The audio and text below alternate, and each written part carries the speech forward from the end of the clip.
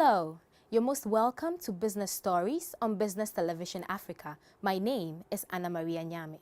Coming up, BTA finds out how some innovative and young entrepreneurs are working hard to promote Ghanaian textile designs. The Electricity Company of Ghana, ECG, owes the Ghana Grid Company Limited, GridCo, in excess of 160 million Ghana cedis.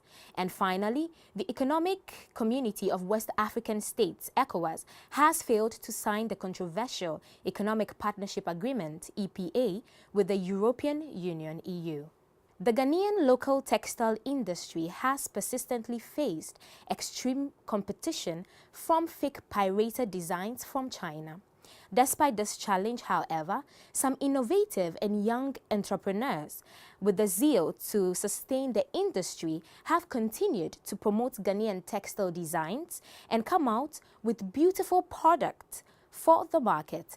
BTA News witnessed the ongoing second Fashionista exhibition at the Accra Trade Fair Center.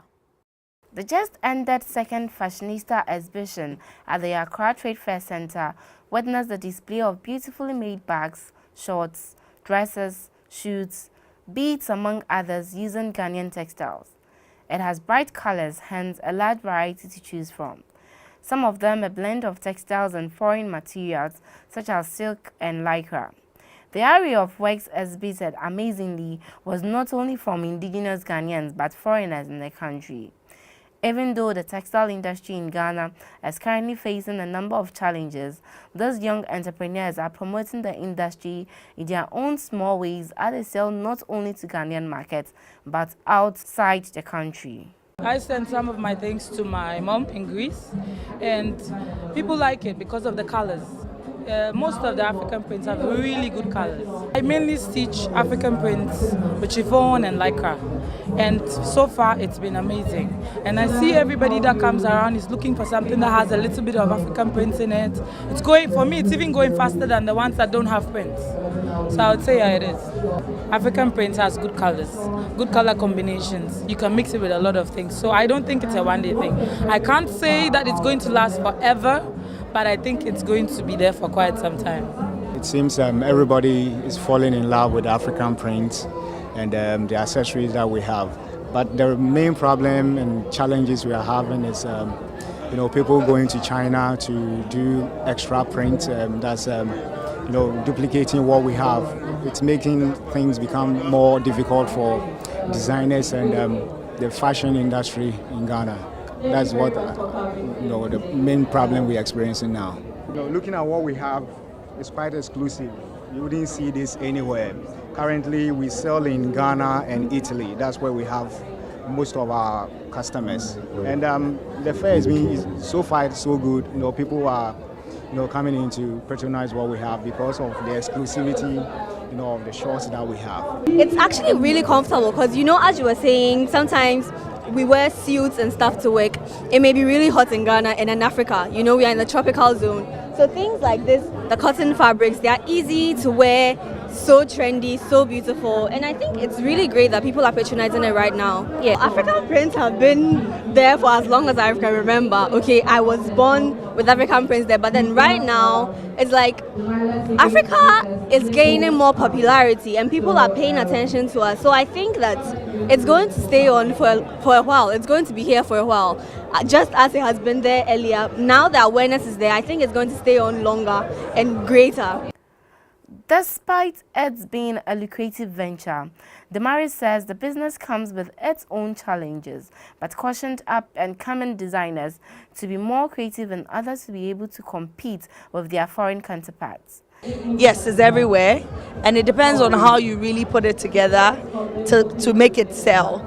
The whole point is to patronize what we have here, which is the African print, but then be able to sew it into something that both cultures would appreciate. When you're in Ghana, you can appreciate it. When you're overseas, you can, because we know that people overseas don't really like too much color and too much patterns, and they like simple things.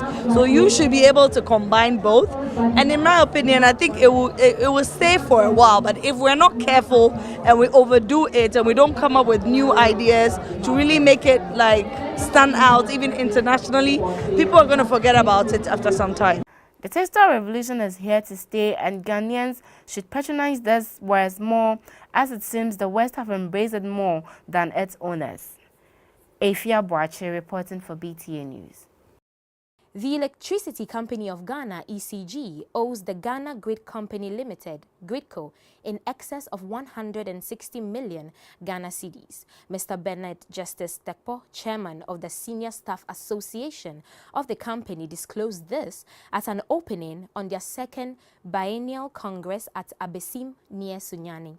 The two-day congress on the theme Delivering Quality Electricity Services in a Challenging Tariff Regime was attended by 120 delegates made up of engineers, technicians, human resource personnel, and accountants. It aimed at reflecting on challenges facing the company as partners in corporate governance. According to the chairman of the Senior Staff Association, Bernard Justice Tekpo, the quest by the company to deliver quality, efficient and reliable electricity services to customers has become more challenging because of the rapid increase in the capacity and size of the transmission network. He said the situation has therefore compelled management to restructure the company's operations in an effort to speed up response and reduce turnaround time by decentralizing authority and material supplies. The operations and maintenance of the network has been divided into northern and southern networks and the separate directorates, besides the creation of two new operational areas, Prestia and Techiman, he added. Bernard Justice Tekpo said, power generation, transmission and distribution were commercial activities like any other manufacturing or service product. He, however, expressed regrets that transmission losses within the network, which were still averaging about 4.5% annually, had been a major financial drain on GRIDCO for 2013. The Ghana government, through the Ministry of Communication and with support from the Rockefeller Foundation, is to set up a massive data center in Accra to offer technological skills to unemployed youths. The Director for IT-enabled services at the Ministry of Communications, Al-Hassan Umar, confirmed that the first part of the project, after the grant from Rockefeller Foundation and the World Bank, will be set up at the data center in Accra. This follows the Communication Ministry receipt of financial assistance from the World Bank and most recently the Rockefeller Foundation to upgrade ICT infrastructure. The Rockefeller Foundation and the World Bank announced a $3.8 grant to the Ghanaian government to support the establishment of world-class facility that will attract IT and IT-enabled firms, including business process outsourcing (BPO) firms to Ghana, and create jobs for the Ghanaian youth. Umar said in an interview that the project is expected to be complete in the next 6 months. He also indicated that the facility, which will be centered in Accra, will have the potential of accommodating corporate organizations and also offer them quality and reliable internet services. Cashew in 2013 generated about $170 million in the form of foreign exchange earnings into the economy, making it the second largest contributor to the non-traditional export crops. Acting President of Ghana Cashew Industry Association, GCIA, Winfred Osei Owusu, made this known when he was speaking at the first Ghana Cashew season launch held at Wenchi in the Bon Ahafo region. Cashew is a significant revenue contributor that brings rapid rural transformation and development.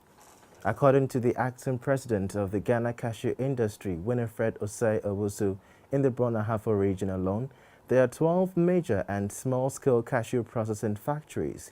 Speaking at the first Ghana Cashew season launch held at Wenchi in the Bon Ahafo region, Mr. Osei Owusu called on government to ensure development of the sector to a sustainable height by making cashew a more wealth creation and food security commodity.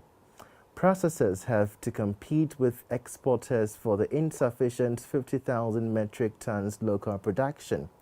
The processors and exporters used to easily get supplements from La Côte d'Ivoire through the land borders, particularly at Sampa, but the Ivorian authorities have banned importation of the commodity via the medium, causing hard times for the industry.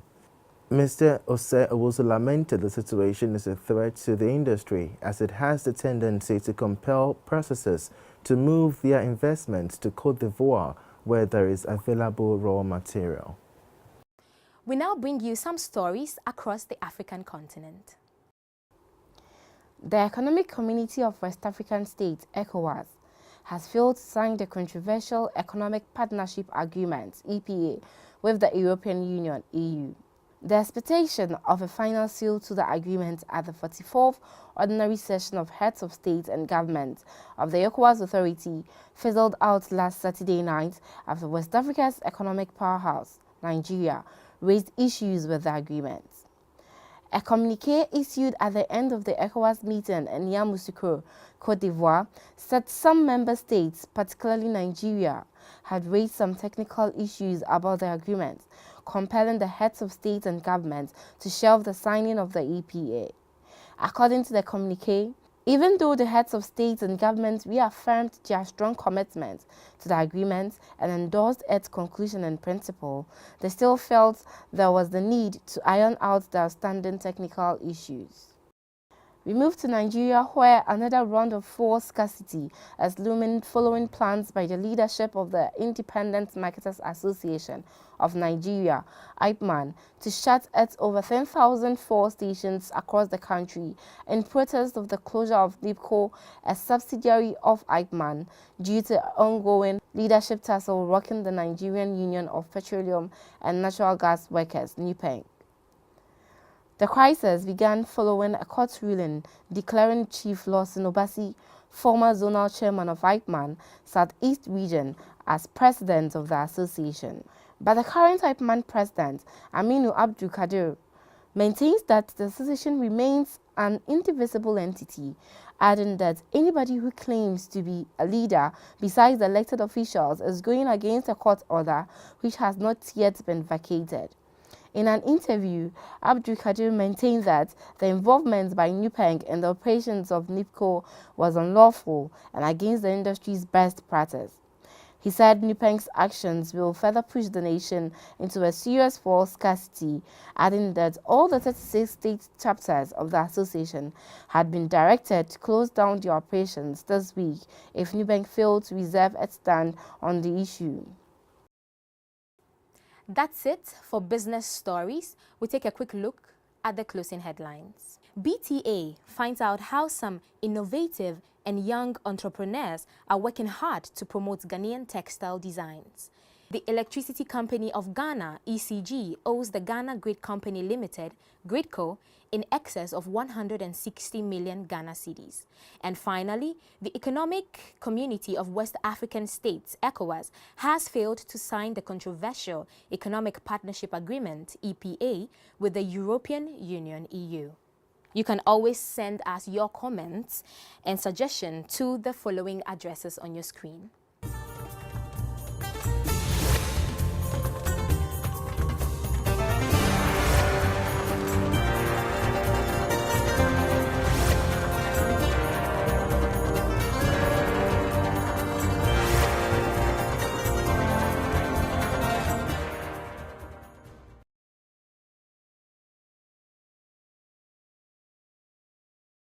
That's it for Business Stories on Business Television Africa. My name is Anna Maria Nyame. Thanks for watching.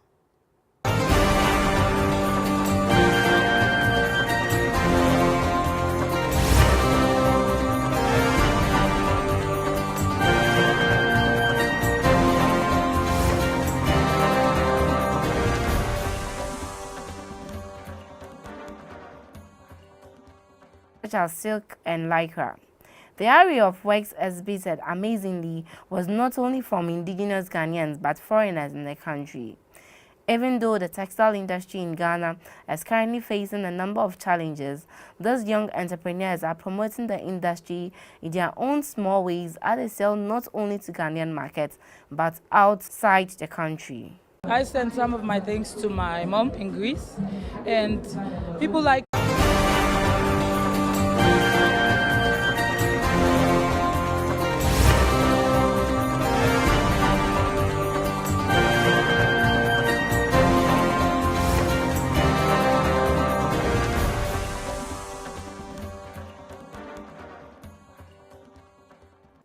Hello, you're most welcome to Business Stories on Business Television Africa. My name is Anna Maria Nyame.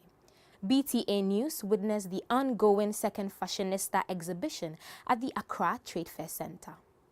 The just ended second Fashionista exhibition at the Accra Trade Fair Center witnessed the display of beautifully made bags, shorts, dresses, shoes, beads among others using Ghanaian textiles. It has bright colors, hence a large variety to choose from. Some of them a blend of textiles and foreign materials, BTA with the European Union (EU). The Ghanaian local textile industry has persistently faced extreme competition from fake pirated designs from China. Despite this challenge, however, some innovative and young entrepreneurs with the zeal to sustain the industry have continued to promote Ghanaian textile designs and come out with beautiful products for the market. Coming up, BTA finds out how some innovative and young entrepreneurs are working hard to promote Ghanaian textile designs. The Electricity Company of Ghana, ECG, owes the Ghana Grid Company Limited, GridCo, in excess of 160 million Ghana cedis. And finally, the Economic Community of West African States, ECOWAS, has failed to sign the controversial Economic Partnership Agreement,